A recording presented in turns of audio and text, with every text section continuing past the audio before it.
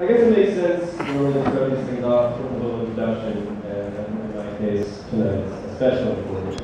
I have to imagine that for most of you, this is actually the first time you've seen me today. I don't know if you noticed, I was actually standing up with the rest of the rooms during the ceremony, but since I have the great luck of having friends that are all about 8 feet tall, I can sometimes get a little lost in it. But it's okay. I've had about 28 years to get used to it since I first met Greg at the age of 4, and he's been towering over me ever since. I think one of the most interesting things about weddings is how the crowd is often split up into two groups. There are those of you who first met Greg as an adult life, and there are some of you who are more familiar with Greg as a kid. Well, the Greg today and the Greg in the past are actually two completely different people. So I thought I'd sort of try to connect the dots and tell you some things about Greg you might not know, so that you all have a more complete picture of it. So I think all of you who first met Greg in his adult life will agree that he's one of the most outgoing and gregarious people around. I certainly have never met another guy who has had 2 bachelor parties and 2 best men at his wedding. But Greg was not always like this. Growing up, Greg was the epitome of a shy little kid. We didn't talk much at all and spent most of his time sort of staring down at the ground.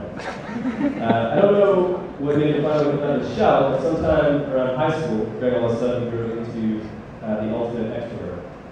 Case in point, when he first moved to Boston after his college years in Villanova, it took him over a week to co-opt every single one of my friends. It was the first weekend after Greg moved to Boston that I thought I would introduce him to my friends Harry, Travis, and Tank, so we all know one another. I thought we hit it off pretty well.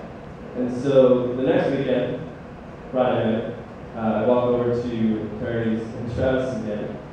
I open the door, and there's Greg sitting there having a beer with all of my friends. Apparently, in my surprise, he'd been in touch with all of them that entire week. Another thing some of you might not know about Greg is he's exceptionally good at every single game and physical activity known to man. In fact, the more pointless the game, the better Greg is at it. Just last weekend, I was at a beach house with some friends from DC, and we played bocce, board, Scrabble, cornhole, beer pong, a whole host of other completely fun games. And I think I ended up winning every single one. And so afterwards, everyone came up to me and said, "Why are you so good at all these games?" And I was as surprised as they were.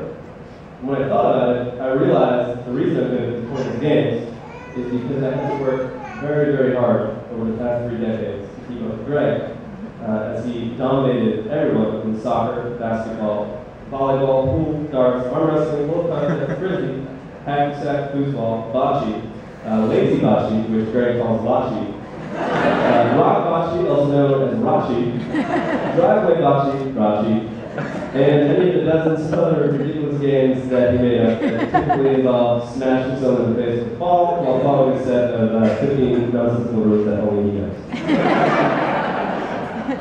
And the last thing that I'll tell you about Greg tonight has definitely led to the most consequential outcomes in his life. Almost unbelievably, he's prone to strokes of good luck and serendipity. If you're ever going to plan a beach weekend, the wedding Greg will pretty much guarantee beautiful weather the entire time, and it's probably a good idea to book your flight with him because you'll certainly be bumped up business class for absolutely no good reason at all. Even Greg's current job came about in a very serendipitous way. 8 years ago, he was all prepared to move to San Francisco. His little black Jetta was packed to the gills, ready for the cross-country drive, and we all met up for the last night in Boston. Well, while we were there, Greg ran into a friend who let him know that her company was looking for a software consultant. So on a whim, Greg decided to stay in Boston for one more day, in which he somehow scored an interview. 2 days later, he was unpacking his car and looking for a new apartment in Boston. Greg's job ended up fitting him perfectly. It utilized his exceptional talents, and it allowed him to travel extensively. But obviously, what ended up as the most fortunate result of his 11-hour decision to stay in Boston was the day that Greg met me.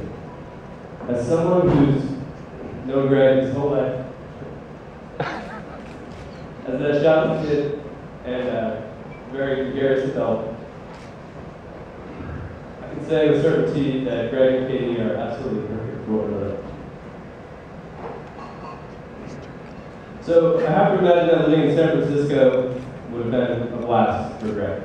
He has a lot of great friends there, and he certainly would have got plenty of use out of his skin-tight Green-Man outfit and his giant rabbit outfit during the annual day to break his race.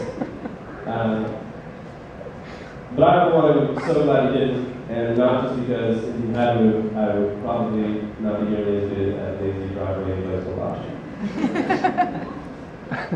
It's never been lost on me just how unique and remarkable it is, and how lucky I feel to have remained so close with someone I met at the age of 4. Greg has been a part of so many of the most memorable times of my life, and I'm honored and thrilled to be standing here today on the most important day of this. So if you could all raise a glass, here's wishing Greg and Katie a life full of happiness, love, and laughter, and a few very, very tall children. Cheers.